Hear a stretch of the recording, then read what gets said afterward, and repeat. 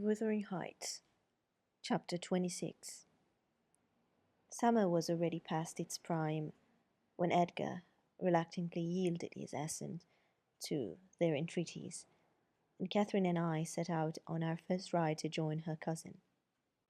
It was a close, sultry day, devoid of sunshine, but with a sky too dappled and hazy to threaten rain, and our place of meeting had been fixed at the guide stone by the crossroads.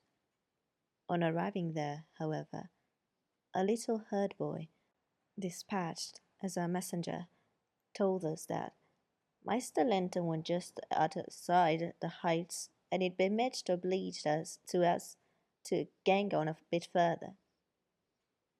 Then Master Linton has forgot the first injunction of his uncle, I observed. He bid us keep on the Grangeland, and here we are off at once. Well, we'll turn our horses' heads round when we reach him, answered my companion. Our excursion shall lie towards home. But when we reached him, and that was scarcely a quarter of a mile from his own door, we found he had no horse, and we were forced to dismount and leave ours to graze. He lay on the heath awaiting our approach, and did not rise till we came within a few yards. Then he walked so feebly and looked so pale that I immediately exclaimed, "Why, Master Heathcliff, you're not fit for enjoying a ramble this morning. How ill you do look!"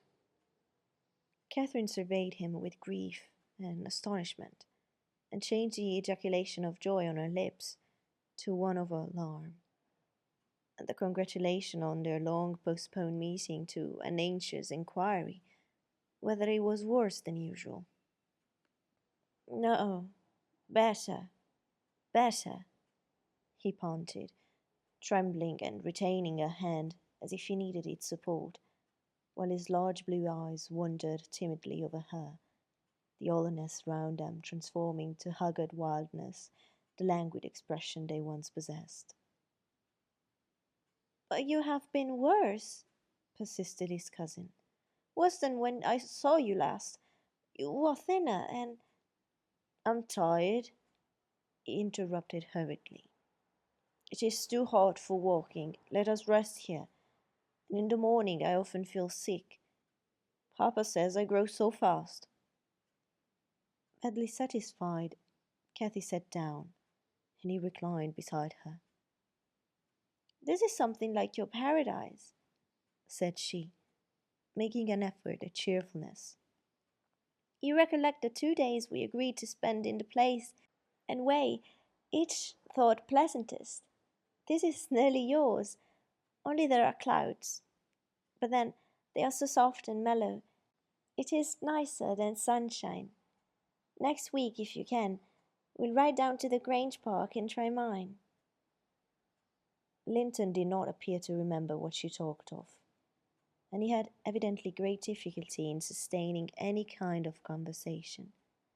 His lack of interest in the subjects she started, and his equal incapacity to contribute to her entertainment, were so obvious that she could not conceal her disappointment. An indefinite alteration had come over his whole person and manner. The pettishness that might be caressed into fondness had yielded to a listless apathy.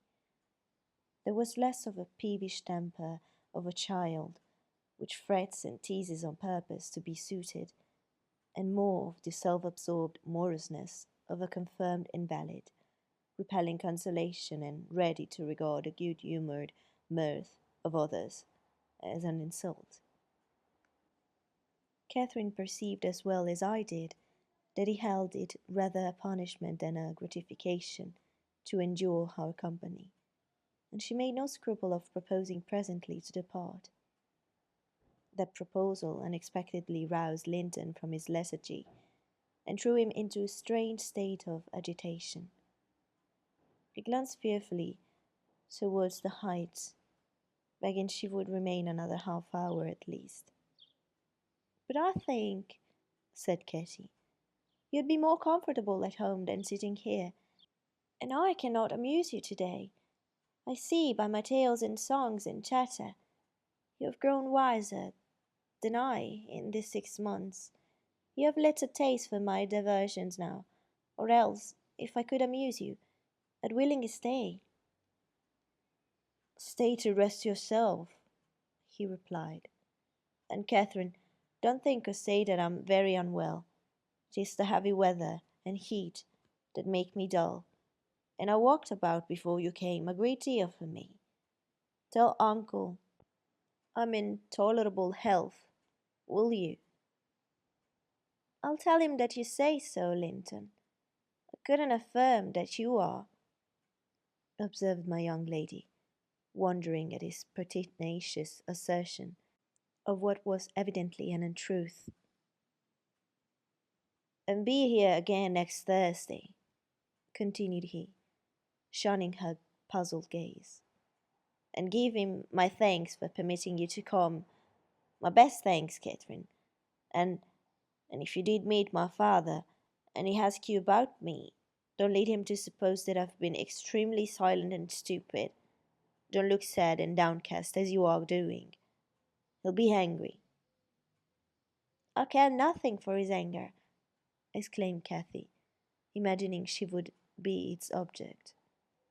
But I do, said her cousin, shuddering. Don't provoke him against me, Catherine, for he is very hard.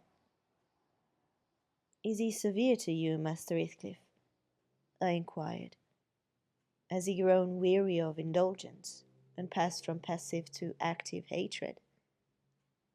Linton looked at me, but did not answer, and after keeping her seat by his side another 10 minutes, during which his head fell drowsily on his breast, and he uttered nothing except suppressed moans of exhaustion or pain, Cathy began to seek solace in looking for bilberries, and sharing the produce of her researches with me.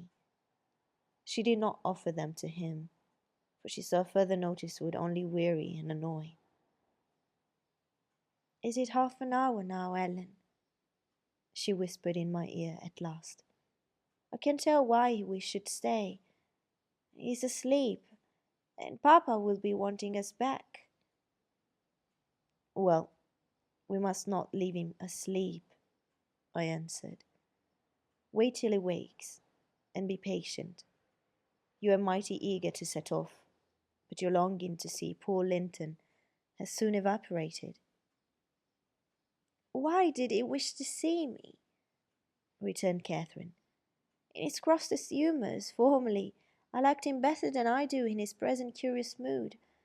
It's just as if it were a task he was compelled to perform, this interview, for fear his father should scold him. But I'm hardly going to come to give Mr. Heathcliff pleasure, whatever reason he may have for ordering Linton to undergo this penance. And though I'm glad he's better in health, I'm sorry he's so much less pleasant, and so much less affectionate to me. You think he is better in health, then? I said. Yes, she answered, because he always made such a great deal of his sufferings, you know. He is not tolerably well, as he told me to tell Papa, but he is better, very likely. There you differ with me, Miss Katy, I remarked. I should conjecture him to be far worse. Linton here started from his slumber in bewildered terror, and asked if anyone had called his name. No, said Catherine, unless in dreams. I cannot conceive how you manage to doze out of doors in the morning. I thought I heard my father, he gasped, glancing up to the frowning Nab above us. You are sure nobody spoke? Quite sure, replied his cousin. Only Ellen and I were disputing concerning your health. Are you truly stronger, Linton, than when we were separated in winter? If you be, I'm certain one thing is not stronger, your regard for me. Speak. Are you? The tears gushed from Linton's eyes as he answered. Yes, I am. And still under the spell of the imaginary voice, his gaze wandered up and down to detect its owner. Kathy rose. "For today we must part," she said, "and I won't conceal that I have been sadly disappointed with our meeting, though I'll mention it to nobody but you. Not that I stand in awe of Mr. Heathcliff." "Hush," murmured Linton. "For God's sake, hush! He's coming." And he clung to Catherine's arm, striving to detain her, but at that announcement she hastily disengaged herself and whistled to Minnie, who obeyed her like a dog. "I'll be here next Thursday," she cried, springing into the saddle. "Good-bye. Quick, Ellen." And so we left him, scarcely conscious of our departure, so absorbed was he in anticipating his father's approach. Before we reached home, Catherine's displeasure softened into a perplexed sensation of pity and regret, largely blended with vague, uneasy doubts about Linton's actual circumstances, physical and social, in which I partook, though I counselled her not to say much, for a second journey would make us better judges. My master requested an account of our ongoings. His nephew's offering of thanks was duly delivered, Miss Katy gently touching on the rest. I also threw little light on his inquiries, for I hardly knew what to hide and what to reveal.